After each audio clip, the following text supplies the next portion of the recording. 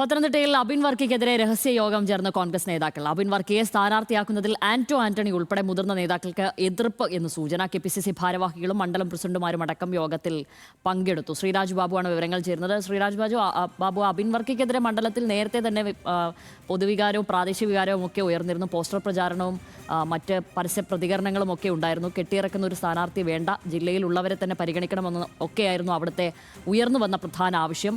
നിലവിലെ സാഹചര്യം എന്താണ്? ആന്റണി അടക്കമുള്ളവർ പരസ്യ എതിർപ്പിലേക്ക് കടന്നിരിക്കുകയാണോ, അല്ലെങ്കിൽ ഈ പറയുന്നത് പോലെ രഹസ്യയോഗം ചേരുകയാണോ ചെയ്തിരിക്കുന്നത്?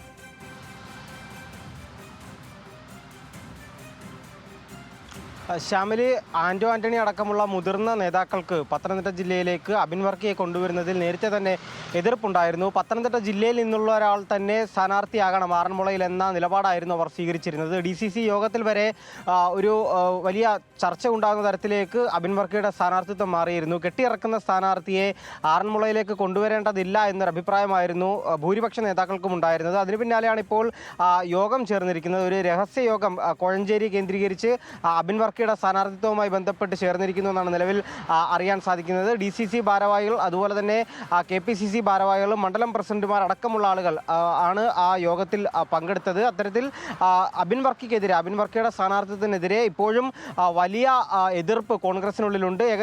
അബിൻ വർക്കിയുടെ സ്ഥാനാർത്ഥിത്വം തന്നെയാണ് നിലവിൽ ആറന്മുളയിൽ കോൺഗ്രസ് അല്ലെങ്കിൽ UDF പ്രതീക്ഷിക്കുന്നത്. അബിൻ വർക്കി തന്നെ സ്ഥാനാർത്ഥിയായി എത്തുമെന്ന തരത്തിലുള്ള വാർത്തകളാണ് പുറത്തു വരുന്നതും. പക്ഷേ അപ്പോഴും പ്രാദേശിക നേതാക്കൾക്കിടയിൽ കടുത്ത വിയോജിപ്പുണ്ട്. രാജ്യഭീഷണി വരെ മുഴക്കുകയാണ് പല നേതാക്കളും. നേതൃത്വവുമായി അവരെല്ലാം സംസാരിച്ചു.